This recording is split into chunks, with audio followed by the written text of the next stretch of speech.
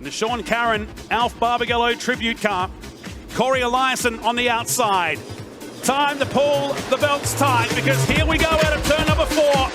And we are underway. Newton swamping the pole sitter through turn number 1. McHugh goes side by side with him as everybody through turn 1. Yes, and it's on already at the front as Newton and McHugh argue over the first one. Big crash in the background in turn number 4. I think Marcus Dumsney is caught in there with Mick Salla. And it was Harrison Pete who's pulled up on the side, and it's the main car out there of Luke Oldfield. As away we go again, Ryan Newton looks juicy from the second row. Will be 3 wide, moves across the speedway to go to second instantly in the new Trent Quality Homes car. So good move from him as everybody makes it through Maddington Toyota turn 2 for the first time. Out in front, it's going to be Lockie McHugh from Ryan Newton, Kerry Madsen, Manders and Michael Pickens. As we complete the first lap, James McFadden, meanwhile, has passed 6 cars in the back half of this field as 18 as Harding has gone infield. Goodyear and Eliasson battling away right now. That's for positions 5, 6 and 7 on the track as we speak. Up ahead is Caden Manders, Kerry Madsen, Ryan Newton and the leader in Lockie McHugh as Eliasson goes up on the inside of Pickens on the switch over down the Opal Finance front straight. Eliasson just getting the job done, but they'll keep battling away. So good for Pickens. Eliasson looks racy out of turn 2. Had to back up for a moment in the Monty Motorsports number 17, while the race leader is underneath the first of the lap cars. Harrison Pete is the first one in the W65. Ryan Newton now lines up to make the move, while this battle between Pickens and Eliasson is relentless for the 5th and 6th position. Newton runs second. Madsen and Manders still in the top 4. As our race leader comes up on Dylan Menz, who 2 laps ago hit the fence down in Mobile 1, turn number 4. And he is the car that is between our leader of McHugh and the second place car of Ryan Newton. Third, as they run the back straight once again. We've now done, so we've done 13, we've got 17 to go. Meanwhile, James McFadden started position 24, now up to 8th and challenging with Michael Pickens very closely. Kerry Madsen and Caden Manders. They're the positions 3 and 4 right now, but there's positions 1 and 2 stretched out a bit. McHugh and Newton got a couple of cars between them right now, and Lockie McHugh has now stretched this lead to 1.6 seconds. 2 cars in between, Milling, Harding, as we go back to Madsen and Newton. So Madsen has got ahead of Newton here for a moment through turn 3. Devil Race Cars Diamond Bay Motorsports car to work really hard on the outside to make the move stick on the Queensland 66. 3 cars ahead here, so Newton not lost at the moment. Once again, currently 13 cars on the lead lap. We've had a spin just after Bella Modular turn number 1. It is Miles Bolger. Meantime, it's 12 laps remaining. McHugh, Madsen, Newton, Manders. Or is it Muton running in 3rd position to keep the M's going? Back underway here at the Motorplex, and the dive to the lead here from Madsen on McHugh. Did they bump? No, it was so close on the Triple M back straight.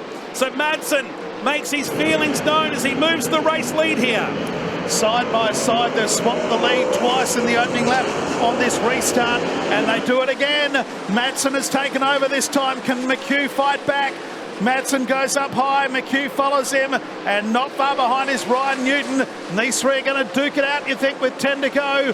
It is Madsen from McHugh, and back in 3rd place, it's Ryan Newton. Hold your breath for the next 10 laps. It could be dicey as Madsen just gets a little bit of a gap now between himself and McHugh, then Newton, then Manders. McFadden's up to the top 5. He's not far away. And then further back, Eliasson and also Dumsney. Goodyear battling away as we get to the end of lap 22 with Madsen leading right now by 1 second. So through turn 2 he goes. That's the margin, 1st to 2nd. It's 1 second as they go past. So run down the back straight. There is 1, 2 lap cars between our leader and 2nd place of McHugh, and the long gap back then to Caden Manders. But I don't think anyone is going to catch Kerry Madsen. Doesn't seem to be the case. While James McFadden's got 4 laps to try and catch up with Caden Manders to get a surprise spot on the podium. It is still well and truly on right now. 3 laps remaining. It is the 26 car. It is Kerry Madsen who is putting on one heck of a show on a Wednesday night. While James McFadden is still on the charge, there is Goodyear trying to get his way past some lap traffic. Brad Mayolo hot on his tail, but with 2 to go. The madman looking good. Mayolo from 15th on the grid, up inside the top 10, while Kerry Madsen is coming up to Mick Salla to put him a lap down. It'll be 1 to go. The white board will be showing 1 lap remaining for the Madsen car, who started from pole, didn't lead initially, splits the back markers through the back straight, the Triple M back straight. And Kerry Madsen is on his way home for another big payday here at the Motorplex. The madman wins the midweek mayhem at the Motorplex. What a result. And it's going to be a battle for the hard charges here. What is it with these guys coming from the back this year? The winner of the midweek mayhem is about to get out and celebrate with the team. He's going to go up the front side of the car. How about a Perth Motorplex for your winner tonight, Kerry Madsen?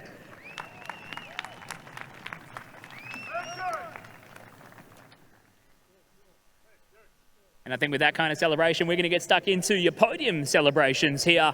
Matt Nolte said it straight to the point. Vintage Madsen, that looked really cool. Yeah, we were just getting our feet. That was really good. We were good all night and just getting a lot more confidence. I think the team's getting a lot more confidence in me, and we're just slowly building the car speed up. And I was pretty comfortable all night. I dropped back to third on the start because it was greasy down there. But, when you're comfortable, you're just like, all right, just don't lose too much ground. We're going to be fine in traffic. And just want to thank Diamond Bay Motorsport. I just really want to thank Paul and Erica, Steve, Josh, Cam, Brady, and I really want to thank our sponsors, Devil Race Parts, Geotech Australia, Curtis Electrical, KS Hire.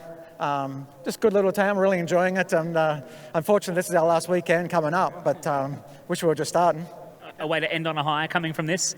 Yeah, absolutely, yeah. Hopefully we can have another good weekend on the weekend. That'd be cool as well. But obviously want to say hello to my wife back in Iowa. It's snowing tonight, but I'll be back Monday to shovel it all, so it's going to be a bit of a shock to the system. But no, just a great night.